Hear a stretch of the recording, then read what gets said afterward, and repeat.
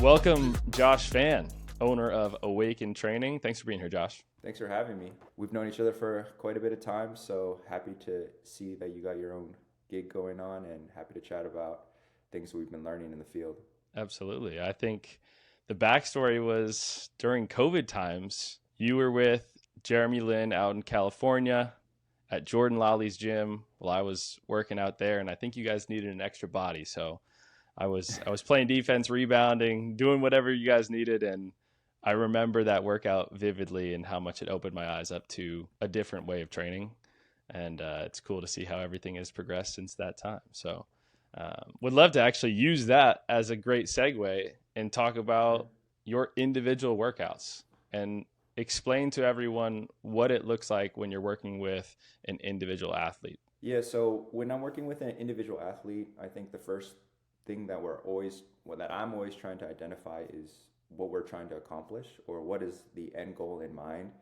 And so for me, their age, their training age, how long they've been playing basketball, and why are they coming to you, right? So whenever someone comes to you as a client or player-coach relationship, there's a reason, and really trying to understand how I'm going to help them. So I think it always starts with like a needs analysis. Where do we want to go with this player? And then from there, it's kind of understanding how much time do I have with this player. Some people want to come for just one session. Some people want to come for multiple sessions a week. And then understanding how long of off season you have with them, right? So if you only have 2 weeks with them, what are you realistically going to accomplish with an athlete? Is it going to be 4 magic drills that's going to change their game? Or is it better to use that time to teach them how to think about their own training, right? So I think from a macro global thought process, those are the things I'm always thinking about.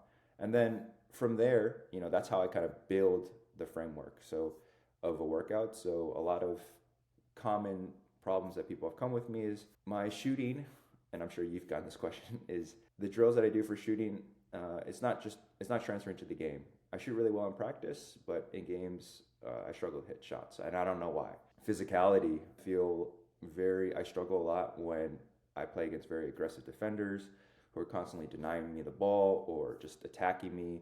Think of, Patrick Beverley type of defense, and I turn the ball over. I do a lot of ball handling drills, and for some reason, I still get the ball stolen and make turnovers during the game. So those would be like very common examples of a problem. A player comes to me. So within an individual workout, it's hearing what their problem is, but also as a coach, I need to observe and see what's actually happening on the court too, and what I think also they need to work on. So that also involves me watching a lot of game tape.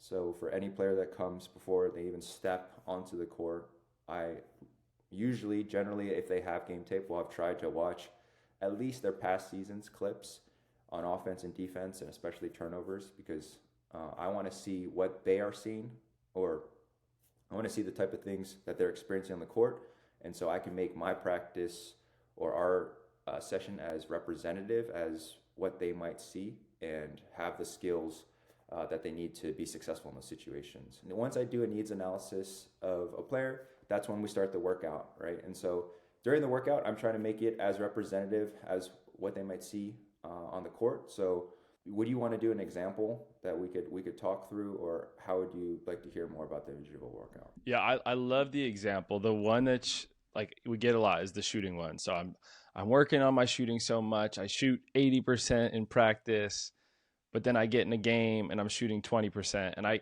sometimes I can't even get my shots off. So what do I do? Yeah, let's talk about that one, and that way I can paint a picture so coaches who are listening to this can understand better of how I might train an athlete, right? So when we take a task such as shooting, it's a very complex task.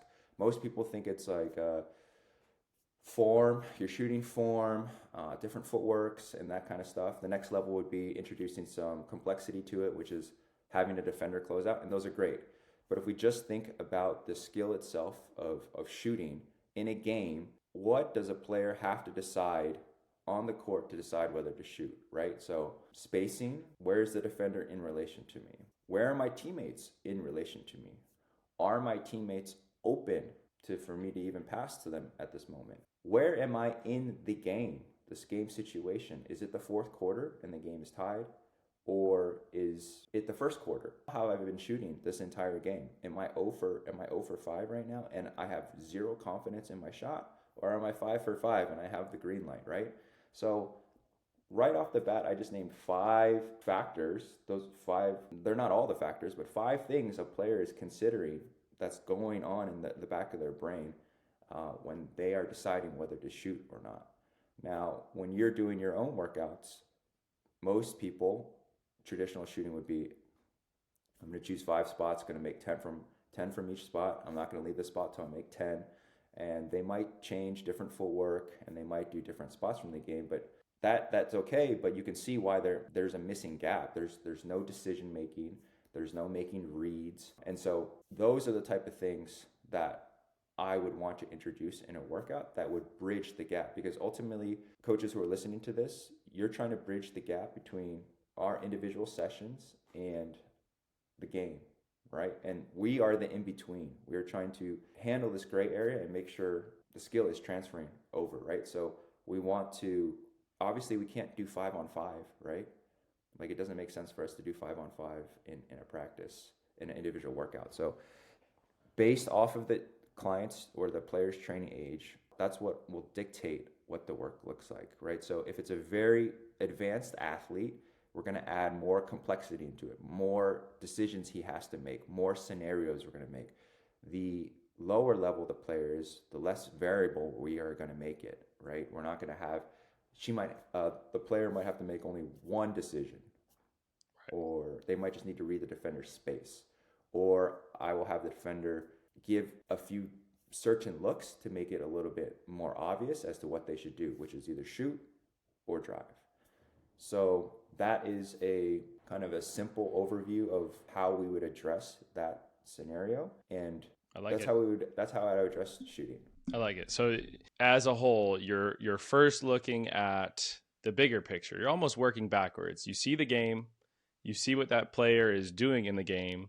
Maybe there are some things that's presenting yourself that they're not doing as effectively as they could, or some things that if they got a little better at, the rest of their game would have an even greater impact. And then specifically addressing those and trying to make it look like what they're being challenged with in the game, and then meeting that to their current level, which I think is a really cool way of doing it, as opposed to maybe a more traditional way, which is starting with an ideal end picture and then just building the building blocks from there.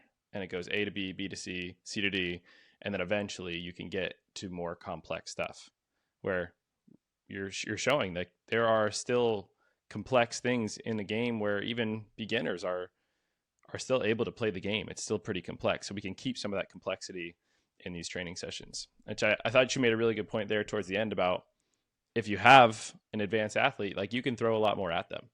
And I think that's a great segue to a player you've worked with for over 10 off seasons, a very, very skilled player that most people in the world know, Jeremy Lin. Can you talk about how you would approach his off seasons and how they progressed from maybe your first off season to, what are you on? You almost at 15 now? Yeah. So Jeremy and I started working when he was, 18, and not officially, but, we met in college. I was at Boston College. He was at Harvard, and we had a mutual friend connect us.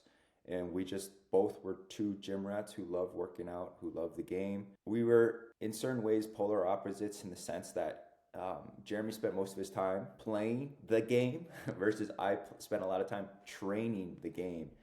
And that was actually my first exposure to, I'm like, I train all the time.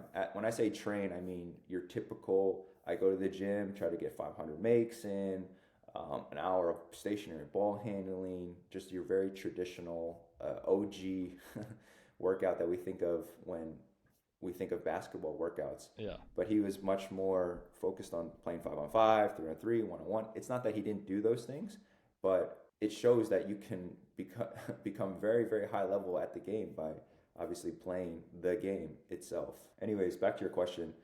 So at that point, that's when we started working out together, and we always had a pact where if he ever made it to the NBA, would I want to come work for him? So he did, and that was kind of the the path that I took, and we started working together, and I would be responsible for his off-season training. And so during his NBA career, as you go from NBA team to NBA team, every NBA team has their own individual strength coach, but they also have their skill development coaches as well, right? And so I think what was challenging at the beginning was there was a lot of different voices and a lot of different opinions on how we should do things or what was the most optimal way of doing things. And so that kind of sent me down a path of trying to learn, like, how do we develop skill, right? Because for the longest time, you as well as players, you grow up watching YouTube videos, reading Slam magazine, reading articles, and that's kind of how we learned to train or watching.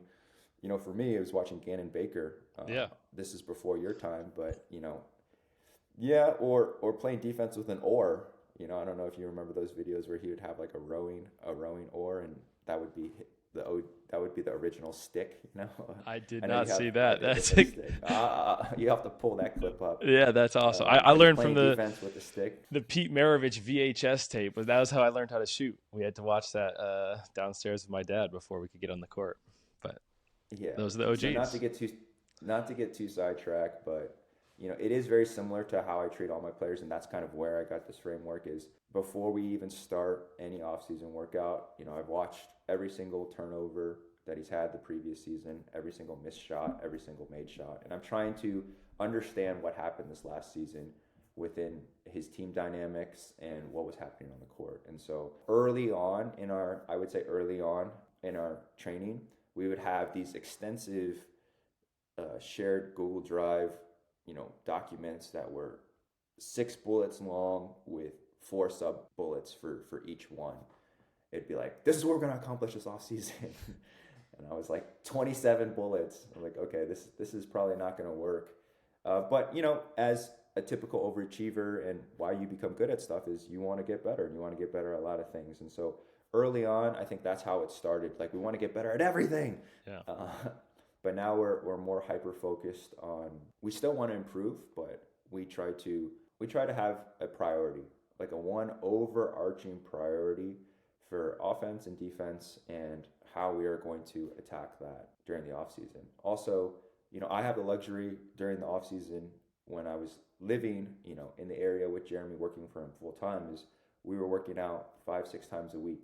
Some early on in his off season, higher volume, 2 workouts a day, and then towards the last couple of years, we've dwindled that down to 1 workout a day. I think that's an awesome insight for basketball players and coaches, how concentrated the focus has gotten.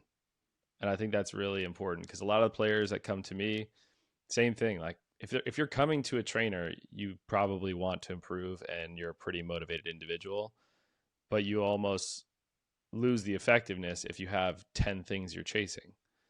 And so to have a guy at the highest level who's done so much with the game, and he has an off season, and it's literally 1 point of focus on offense and 1 point of focus on defense, and just attacking that, I think is an important point that all basketball players should consider a little bit more. Now, maybe when you're younger, you do need to have 2 or 3 because you have more to do with the game. Like, Jeremy's a proven professional. He has an idea of what his role is going to be. But if you're trying to carve out a role, that might be slightly different. What advice would you give to players? We're right now at the end of the season. March Madness is about to start up.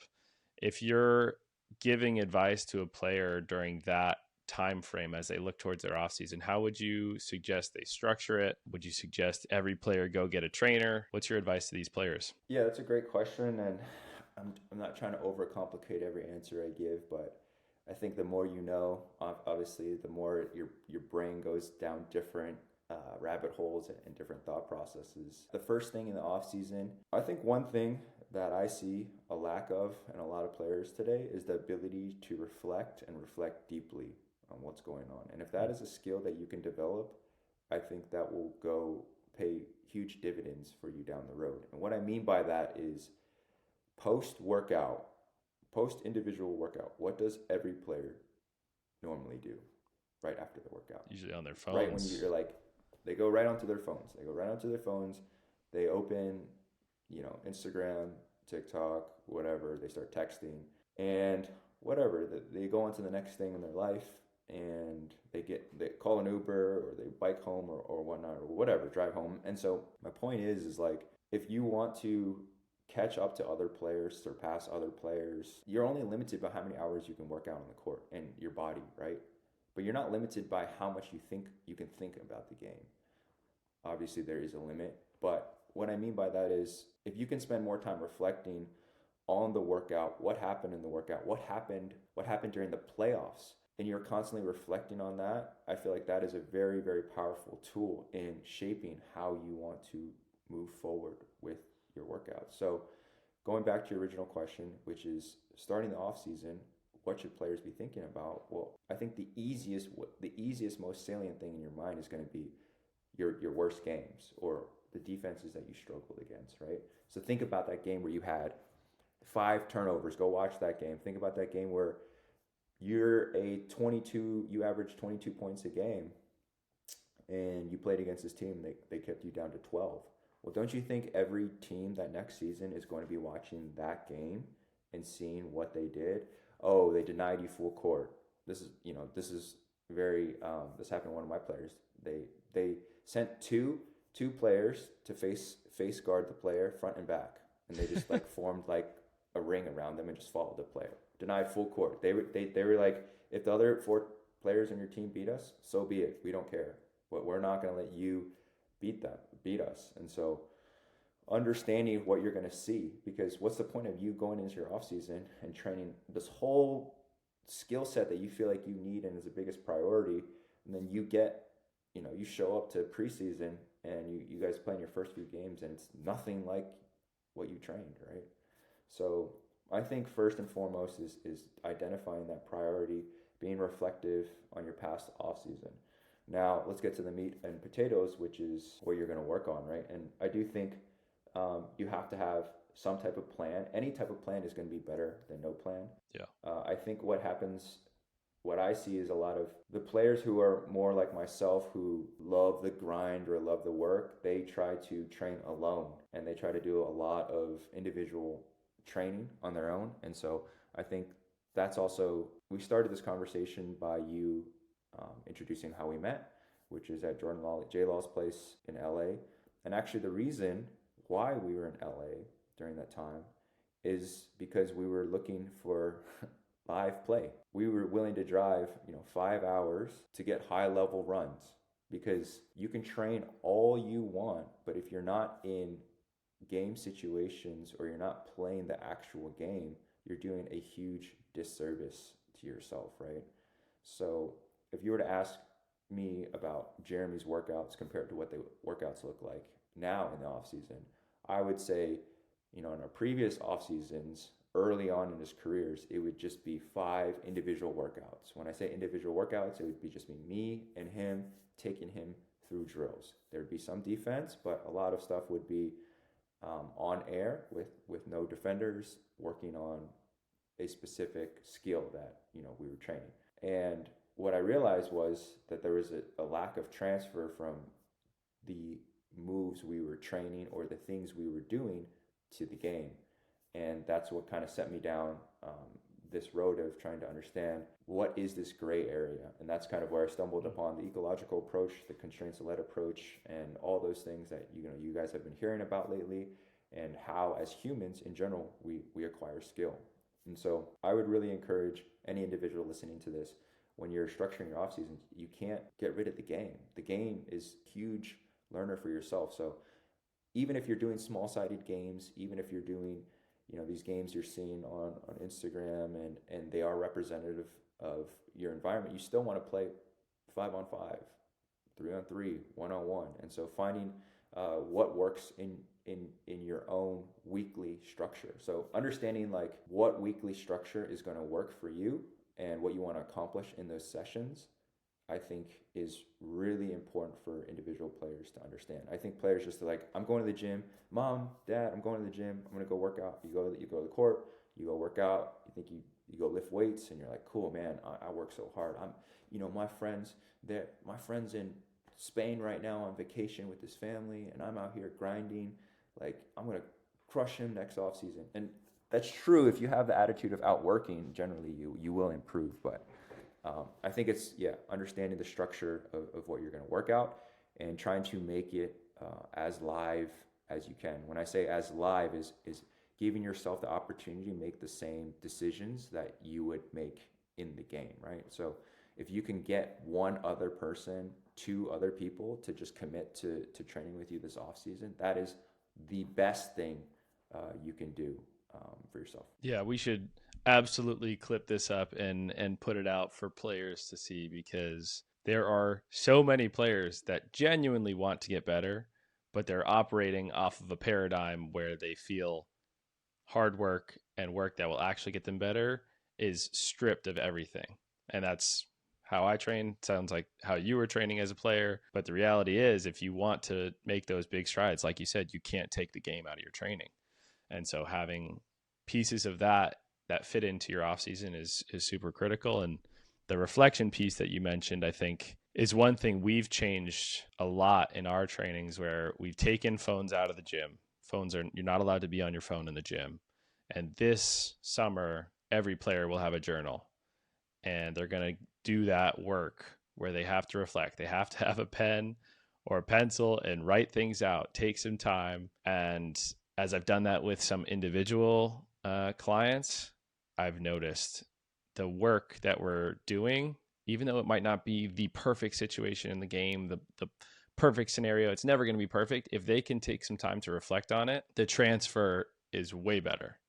And it might just be knowing themselves a little bit more deeply, or I'm not sure what it is exactly, but I do think that's a golden nugget that every player should be taking more time to look into, is just know more about yourself. Hey, I just want to take a quick break. My name is Russell. I'm one of the founders of CoachIQ. We put on this podcast here. Our goal is to interview top coaches and business owners in the youth sports space across the United States and give you guys insight on the ground floor. How are they running their business? What do they think about the current ecosystem? And what are their thoughts on where things are going? So we're super excited to bring this to you guys. If you don't know about us, we are an all-in-one sports management platform. We run a lot of the businesses that we have on the podcast. And we're fortunate enough now to work with about 1,000 sports coaches across the United States. And it's our goal to make your life as easy as possible in running the business itself. Website, scheduling, payment management, everything handled seamlessly on our platform. And really what separates us is we are built specifically for sports. We're not powering nail salons. We're not powering Pilates studios. Every second of the day, we focus on you. So if that's something you need, where you're looking to get your time back or you're looking to actually grow your business, CoachIQ is really the only platform thinking about you every single day, interviewing and working with the top coaches in the industry, specific to sports.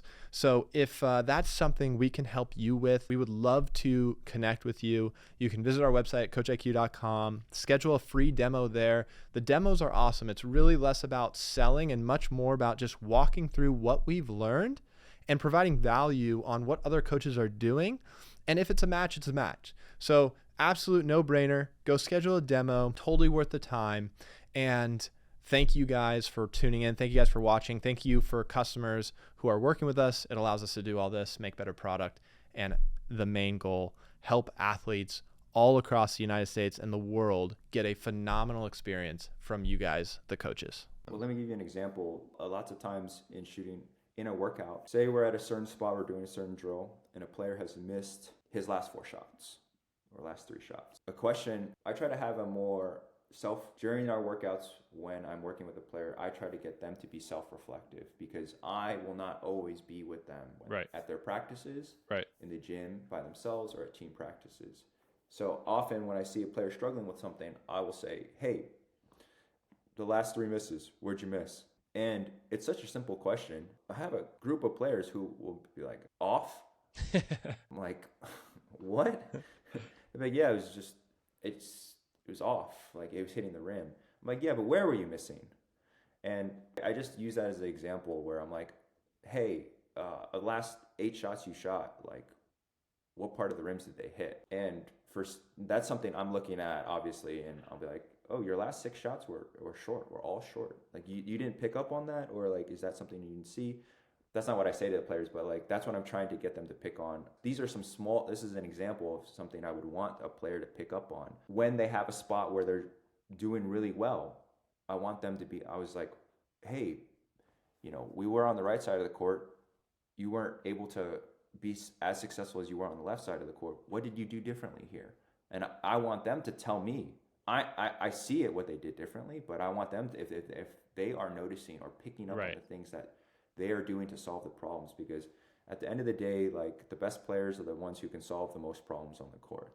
They are the ones who can adapt to any type of situation, any type of defense, and have solutions for each of those things. And that comes from reflection. And your coach, you can't wait when you meet some situation on the court that you haven't been in, or you're having a hard time getting out of shooting funk, or you can't figure out how to create space on this guy. You can't say, oh, timeout. What do I do, coach? Like, yeah, coach, like how do I solve this situation? You got to be able to do that on the fly. And how can I train that skill? How can I expect my players to have that skill if we're not executing or training that skill in our individual workouts, right? So this is why, we will give a problem to the players to solve. Say the drill is the problem. I'm trying to get them to solve this problem, this coverage, when the defense gives you this. Often it's not just explore. I think that's what a lot of people have issues with. Maybe the approach is that it's just explore and you'll figure it out. But I'm trying to guide their intention to where they should be putting their intention and attention to solve this problem, and then giving them some guidepost of like, try this, see what happens. So I'm trying to funnel them to a solution space that we know to be effective, because obviously we see players in the NBA, players at the high level D1, and how they play against different coverages, and we know that there are certain solutions that are more effective than others, and we want our players to be in the process of doing that. Guided discovery, the coach or trainer as a guide and not a god, not the all-knowing person. I think that's a big switch that a lot of trainers have made. I know certainly in my case, I thought effective training was telling the solution to the player, and that was why I was supposed to be in the gym. But once I made that switch, and it was really about how can we help them come to the solution, and they have the belief that they figured it out, then they're much more empowered when they leave the gym, because that's ultimately what we want. That's what's going to reflect better on the actual trainers if the players are doing it when it matters, which was well said. Can I share one more example? Yeah, please. I love it. So this example kind of highlights when you were talking about the coach being guided discovery. I wanted to use an example to highlight how I saw this to be true as well. And so there was one workout where 2 players, you have to make 2 in a row. You start from one corner and you got to go all the way to the other corner. You make 2 in a row. First player makes 1, second player needs to make the second one, 2 in a row before you can move one spot. And then you just keep going till you get to the other side. Now, when they started from the corner all the way to the top of the key, lots of short misses, left, right, not shooting well. I would say this is a fairly easy drill. Try to get your arc higher. A lot of external cues. Try to hit the back rim. And it didn't seem like the words were having the desired effect, right?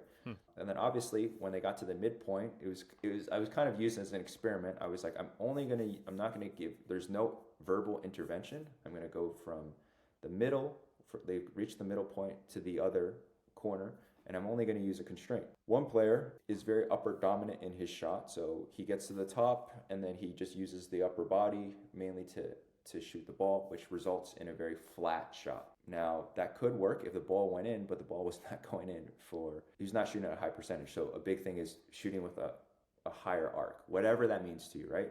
So obviously the easiest constraint was I literally stood in front of that player and had my hands up the entire time.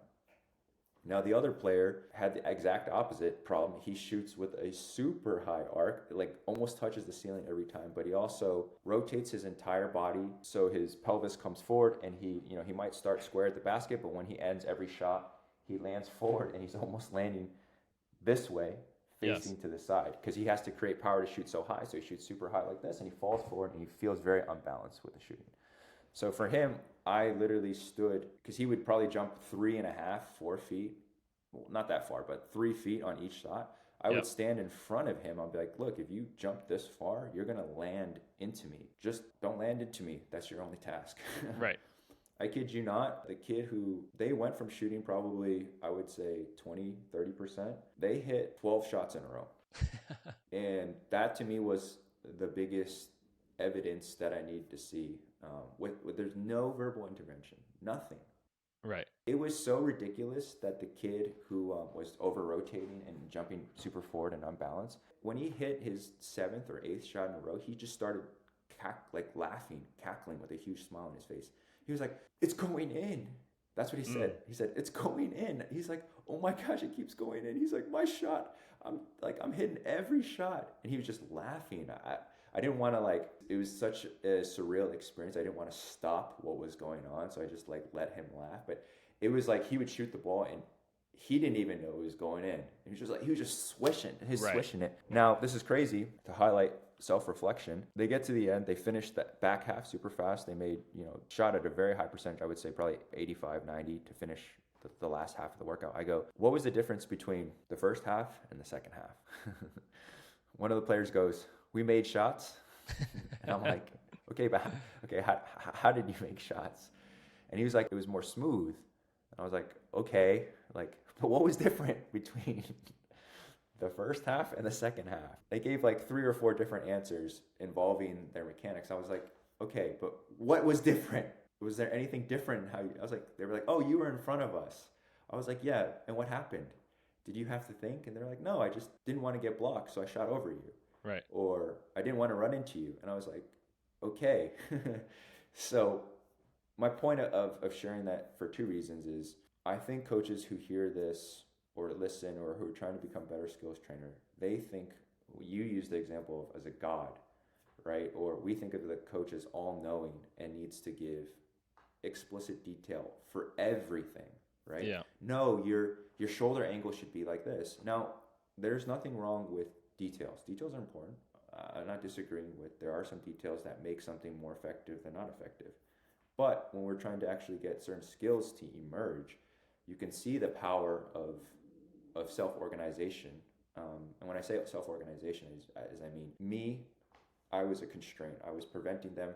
I was taking away a solution space. I was taking away the low arc shot, because if he shot the low arc shot, he would hit my hand. Right. And allowing the athlete to explore how they're going to solve that problem, amazing things will emerge. Effective solutions will begin to emerge. Now, we have to go down a whole thought process of that as well. But that's just another example I wanted to highlight of, as a skills trainer, as a coach, you sometimes putting them in the environment. The ultimate thing we're trying to accomplish is help our players improve and help them find solutions that are going to work for them during the game and at the next level of play, right? So if that's our fundamental goal, all we should care about is not hearing our voice or, "Oh, I gave the best instruction, or I gave the best technical detail." It's getting the players to be able to do, Right. to acquire the skill. Right.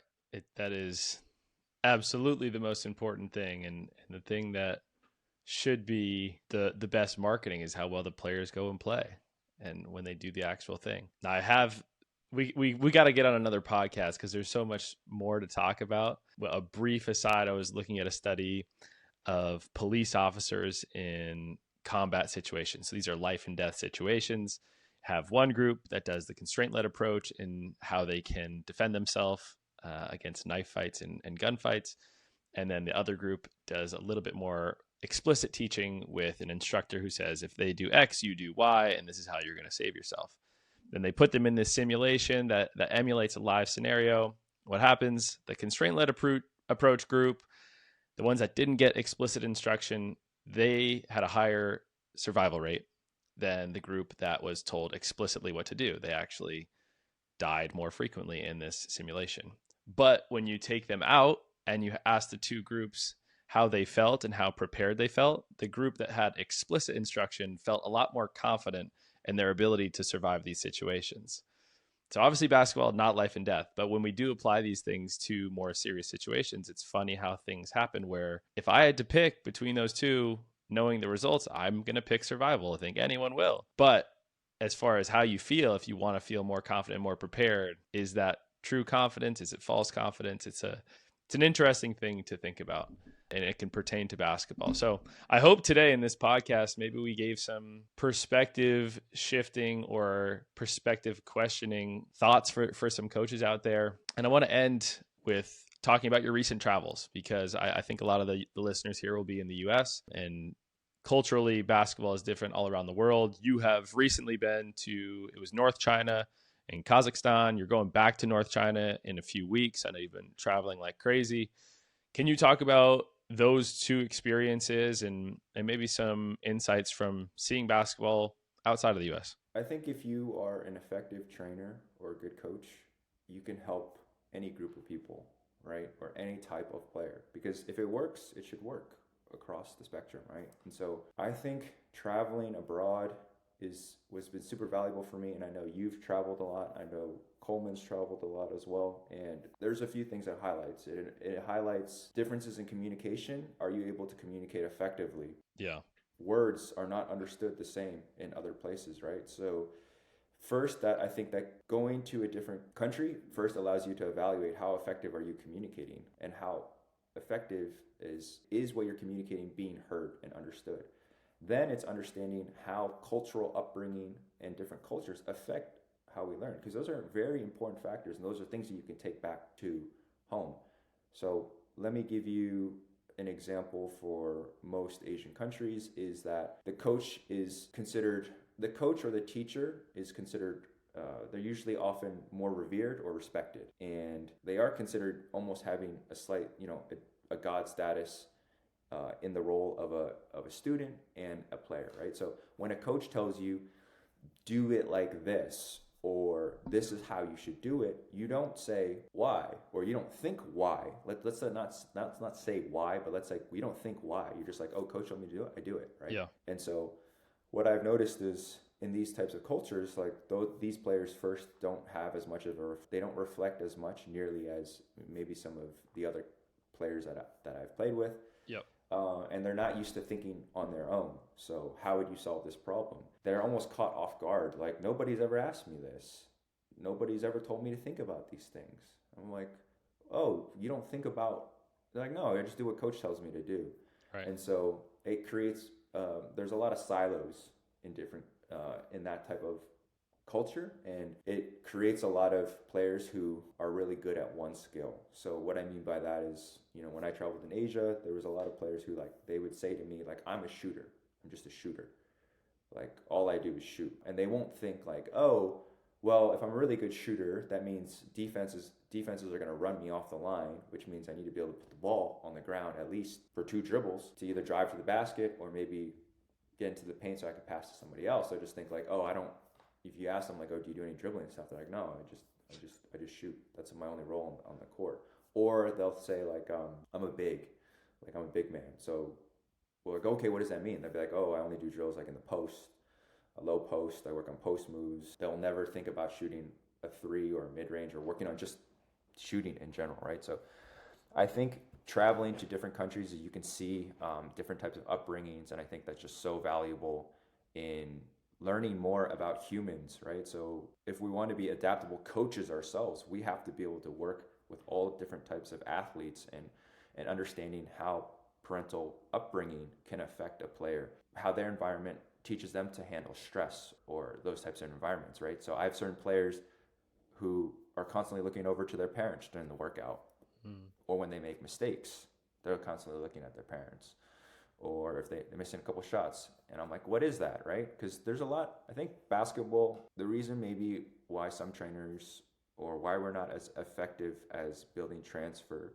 from our training sessions to the real game is that we evaluate what players need to work. We're too narrow with our thinking. We think it's the drills, which a big part of it.